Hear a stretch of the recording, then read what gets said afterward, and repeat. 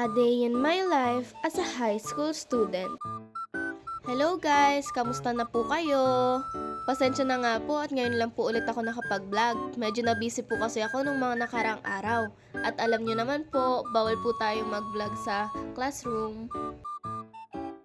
Nag-shuttle na nga po pala ako guys. Hindi na po kasi ako nagpapahatid kala mama. Kaya ko naman na po kasi. Isang sakay lang naman po tapos lalakarin ko na lang po papuntang school. Malapit lang naman po kasi yung school namin sa Muni. Pagdating ko nga po sa school ay nakasalubong ko po sila Leslie. Naglilibot nga po sila kasi po maaga po sila pumasok. Pagpasok ko nga po sa classroom namin ay ito po yung ganap. May mga nagpa-practice po ng sayaw tapos meron din pong nagchichismisan. Dahil wala pa nga po kaming teacher ay niyaya nga po ako ni Olbis na puntahan daw po namin yung classroom nila Roan at Chloe. Pero pagdating nga po namin doon ay wala pa po sila. Kaya bumalik na lang po kami doon sa tapat ng classroom po namin. Eto nga po yung ganap sa classroom namin guys. Makikita nyo nga po na nagpa-practice po ng sayaw yung mga kaklase ko po. Isa po kasi sila sa mga magli-lead sa Zumba po namin sa MAPE. Performance task po kasi namin yon. What do you think?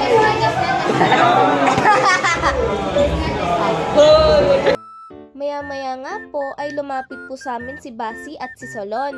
In-interview nga po nila si Olbis guys. Tinatanong nga po nila kung anong reaction daw po niya sa performance nila Solon. Nag-championship po kasi yung school po namin sa dance competition dito po sa Binangonan. At kasali nga po doon si Solon. Kaya congrats Solon! Shoutout sa'yo! Maya-maya nga po ay tinry po ni Olbis yung Pottermore. Doon nga po yung official test sa Hogwarts. Tinitignan po kasi niya kung anong house yung makukuha niya. Gusto niya nga po kasi makuha yung Gryffindor. Tinry ko din po yan guys. Ang una ko nga pong nakuha ay Hufflepuff. Pero parang hindi rin po yun yung official house ko. Kasi po, dapat pipiliin ko po yung isa yung mali po yung napindot ko. Na-misstep po ba? Pero ang pinaka-house po na nakuha ko doon ay Ravenclaw.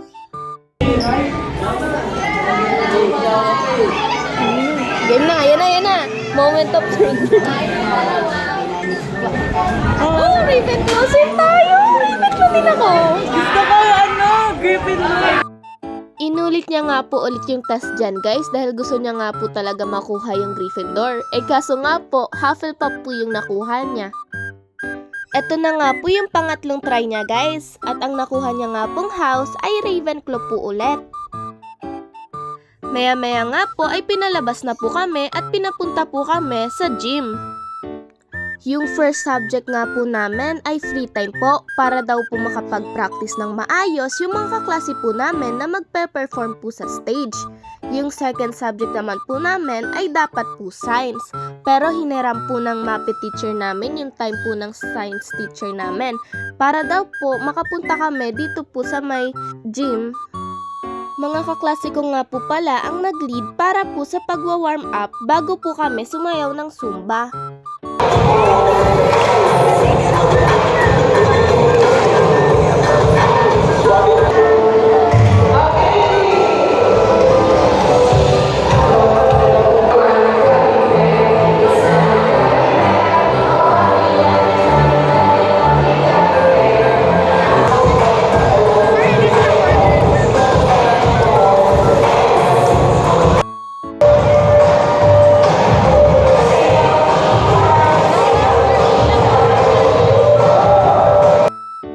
Pagkatapos nga po ng mga nag-perform ay nagkaroon po ng showdown.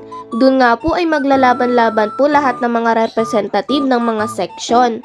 At kung sino nga po yung pinakamagaling ay meron po silang cash prize. Pagkatapos nga po ay nag-picture-picture po lahat ng mga MAPE teacher at pati na rin po yung mga nanalo. Ang pinakagusto ko nga po dyang sayaw guys ay yung gummy bear dance po. Ang cute-cute po kasi nun guys tapos ang dali lang po sayawin. Pero syempre maganda din po yung sa ibang section dahil in-effortan din po nila. Pinabalik na nga po kami sa mga classroom po namin pagkatapos po namin magpicture. Nung nasa classroom na nga po kami ay bigla nga po akong tinawag ni Olbis. Pinapakita niya nga po na Gryffindor po yung nakuha niya. Tuwang-tuwa nga po siya dyan guys kasi nakuha niya na po yung gusto niyang house. Nung recess nga po ay nakalimutan ko po mag-video. Dapat po kasi bibidyohan ko yung sarili ko habang ginagawa ko po yung assignment ko. Ipapasa po dapat namin yan ni Olbis pag Monday na. Pero ginawa na po namin para wala na po kaming assignment. Yung subject nga po namin after recess ay AP po. Doon nga po ay may reporting po kami. At nagre-report nga po ako dyan guys. Bago tulugan sa Minglabang Militarism noong 1930s, ang series tignan natin ang kanilang kalagayan. Nag-report nga din po yung ibang group po na hindi po nakapag-report nung araw bago po yan. Shoutout nga din po pala sa mga kaklase ko na si Solon, Owano at Basi.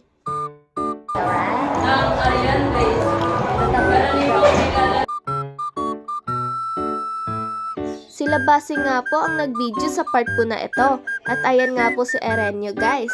Kasama nga rin po niya si Olbis. Magkagrupo nga po kasi sila at nagre-report po sila dyan. Nagpapaganda nga po si Basi dyan guys. Pagkatapos nga po ng AP subject namin o reporting ay pinalabas na nga po kami at pinapunta po kami sa covered court. Meron po kasing RK o Rescue Kabataan. Campus stop nga po yan guys, kaya lahat po ng section ay required po dyan. Yung mga grade 8 lang po. Bilis-bilisan po. Tindalo. Next, lalaki ng Tindalo. Asan ang boy? Shoutout po kay Chloe guys. Ayan nga po yung nangyayari habang naghihintay po kami ng ibang section guys. Apakadami pong tao. At hanggang dun na nga lang po guys. Bawal po kasi kaming mag-video habang nasa RK po kami. Kundi makukuha po yung cellphone po namin.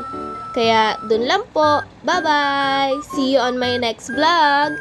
Vlogadag!